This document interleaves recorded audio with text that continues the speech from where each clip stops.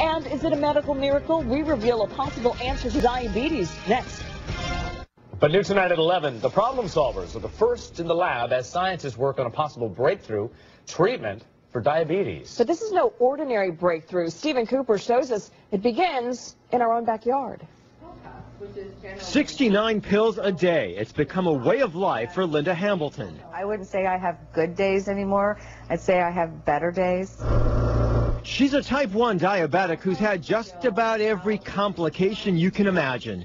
Just look at her medical history. She's had 3 strokes, 3 heart attacks, and 22 eye operations after suffering temporary blindness. She's had a pancreas transplant, which did not work, and a kidney transplant that did. I have my mother's kidney, her left one. It's her left one on my right side. She's had 2 toes amputated. She eats mostly from a feeding tube. She has neuropathy throughout most of her body, which has left her in a wheelchair because she's numb from the waist down. I just hope that people know that it is possible to suffer from absolutely every complication that this disease has to offer.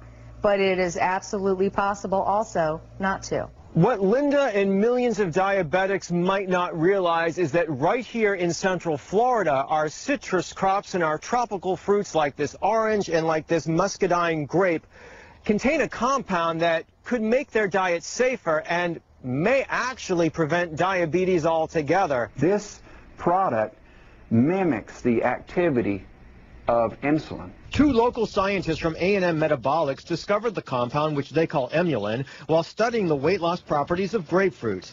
It's found exclusively in the rinds and peels of tropical fruits, like these muscadine grapes grown at the Lake Ridge Winery in Claremont.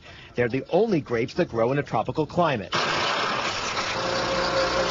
The idea is to extract the compound from the peel of the grape, filter and purify it to make this tasteless substance that, when added to regular food, acts as a sugar buffer. Studies in type 2 diabetic rats show great results. Those who were fed the equivalent of a brownie with Emulin showed a midday drop in glucose by as much as 27%. Emulin works by reducing the amount of carbohydrates absorbed after meals and the amount of glucose manufactured by the liver. It also speeds the removal of excess sugar from the bloodstream. It's not a sweetener or sugar alternative. Think of it as an additive that could be used by mainstream food manufacturers. It would be like putting folate in bread or vitamin D in milk. That's why we do those things, so that those foods have a greater benefit to us. While the scientists are confident Emulin can make eating safer for type 2 diabetics and perhaps reduce the onset of diabetes altogether, they're hopeful but not sure yet about type 1, the type Linda suffers with.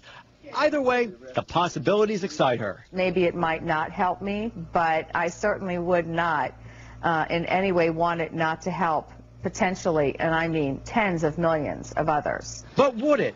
Linda speaks so highly of her doctors at Florida Hospital's Diabetes Center that we went there to ask them about Emulin, and they're intrigued. But at the same time, you're not saying, no way, this is snake oil. Definitely not. Studies have now, in fact, moved from rats to humans. Double-blinded human trials with controls and placebos are underway as we speak. Results should be out within a few weeks. Stephen Cooper, Local 6. And a scientist tells Stephen if the product is approved by the FDA, it could be on the market within 2 years.